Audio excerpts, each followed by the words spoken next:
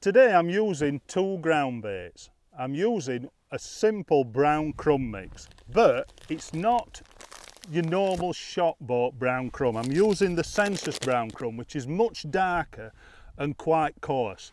Today I'm fishing for quite big quality fish. I'm fishing for some good roach, hopefully an odd skimmer. I might even catch a bream along the way. So the brown crumb that I'm using, the Sensas brown crumb, it's not as sticky as what our brown crumb is. When you buy a normal bag of brown crumb from England, it's quite sticky. This is much coarser and doesn't stick together quite the same. The French bread is quite different to our English bread. So that's the first ground bait that I'm going to use, just the normal Sensas brown crumb.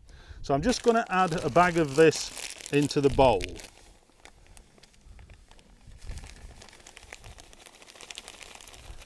Now, because the ground bait's quite coarse and dark in colour, it just matches the bottom a lot better. Here today the river is quite clear. We did have some rain yesterday, as I've already said, and the water will just be slightly more coloured than normal. So just a dark brown mix is perfect for what I want to use today. I'm not keen on using black type ground baits on the river. I always think that fish on this river, they're quite aggressive, they're moving about all the time, and a lighter coloured mix they pick up on much quicker than a dark or a black type mix. So that's the Sensas brown crumb, very coarse, and that's the first part of the mix. The other ground bait I'm going to use is Sensas Magic.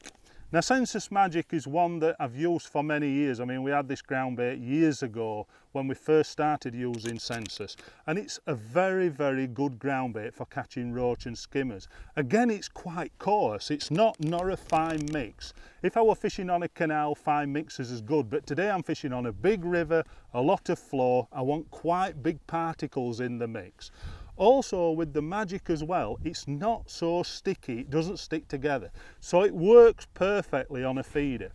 Today I'm expecting to catch a lot of fish on the drop. I'm going to be fishing with quite a long tail on the feeder rig, and the ground bait wants to release from the feeder very quickly. If you had a sticky mix, then the mix wouldn't release. I want to catch fish on the drop. When my feeder hits the bottom, I want that to be exploding out of the feeder. And Magic is perfect for that. The Sensas Magic is again from the classic range of ground baits that Sensas do. It's got a chocolatey, quite a chocolatey smell to it. And this ground bait, it was fantastic for skimmers in its early days, but we also use it for roach as well. So that's your Sensas Magic. So I'm just going to add a bag of that. 2 bags of ground bait is quite enough for what I want to use today. So I'm just going to put them 2 bags to one side. If I was fishing this river quite different and fishing for bigger fish, and I wanted the feeder to hit the bottom and the feeder to hold the ground bait in a little bit longer, what I could do is add river to that mix. Again, river's from the classic range, but just half a bag of river in this mix would totally change it, where you could make it more sticky. But today I'm fishing for all kinds of fish. I want to catch roach, perch, skimmers, maybe a bream. So I want that feeder to release. So I'm not going to put the river in today. If I were going to sit and fish for bigger fish, I'd just add half a bag of river to the mix. So now I can mix them 2 ground baits together. Now, I've already said I want that ground bait to release very quickly. So I don't want to mix it on the wet side. I want it quite dry. So once I've added the particles to it, today I'm just going to use 3 very simple additives to the ground bait. I'm going to use some dead maggots, where I'm going to add into the mix. Also some hemp. It's just canned hemp out of a can. It's the Sensas Giant Can Super Hemp. Very, very good for adding to your ground bait when you're fishing for mixed fish. So I've got some hemp where I'm going to add into the ground bait, and also the main ingredient, casters. Casters on this river work extremely well, and I'm expecting to catch quite a few fish on casters on the hook even. So I've got 2 hook baits. I've got casters, I've got maggots. The hemp is an additive to the ground bait to keep fish in the peg. Very simple fishing, not complicated at all. So what I'm going to do now, I'm just going to mix that ground bait together. I don't want to have a wetty. I want that mix to be quite dry. So again, it explodes out of the feeder, because I want to catch these fish on the drop. When you're adding water to ground bait, always use a 3-pint container and just measure out slowly the water into the mix.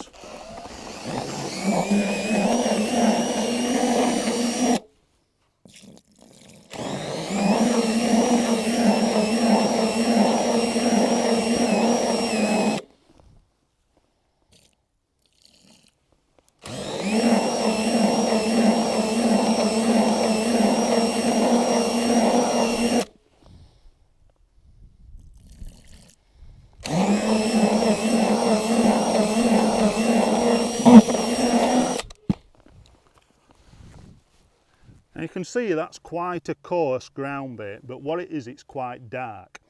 Now I'm going to fish this quite different to what I would do if I were fishing with a pole or fishing with a waggler or any other technique. What I'm going to do, I'm going to get the ground bait, put it in a bowl behind me and just take out a certain amount to mix in the casters, the maggots and the hemp, because what I want to do, I want a lot of bait mixed into that actual ground bait.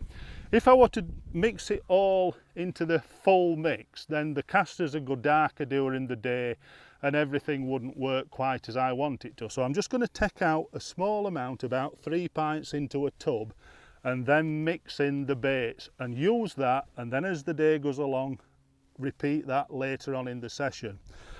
So once the ground bait's been left now, I'm going to leave it now for about 20 minutes while I finish off rigging up, and we'll come back to this ground bait and just finish off. I want the ground bait quite dry, but I want the particles to be, you know, wetted up. I don't want them so that they're floating down the river, but it still wants to be quite a dry mix so it'll release quickly from the feeder. So let's have a look at the equipment and how I'm going to fish today. I've now got my ground bait. My ground bait I'm just going to leave as it is raw in the bucket. Right, and the reason for this, because I'm adding particles to it, I don't want to, I could actually fish it by just plugging the feeder off with the casters in the middle, but I don't want to do that. I want to spread the casters, hemp and a few dead maggots through the ground bait so that when the feeder releases, there's not just a clump of bait. As the ground bait releases, I want the casters, maggots, hemp to come out and be not all in a tight block. So what I'm going to do, I'm going to measure out just a couple of pints of ground bait into another bowl. Now the beauty of this is, if you're waiting for bites and fishing a long period, your casters don't start going dark and start to float. So what I'm going to do, I'm going to add casters to that and also hemp. So I've just got a big handful of casters, a big handful of hemp. Now this is also quite important that your ground bait is quite on the dry side, because you're adding wet baits as well to it. And then not so many maggots. I'm wanting to try and catch on casters on hooks, so I'm just putting a smaller handful of maggots in the mix as well. All that I'm going to then mix in. Now then you can assess how much bait you've got to that 2 pints of ground bait. Now when I look at that, I'm not happy with that. I want more bait in it, because I don't think there's enough bait in that.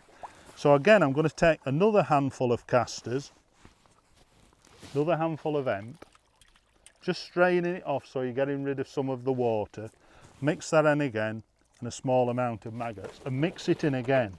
Now that's looking closer to what I want now. I want plenty of bait in the mix.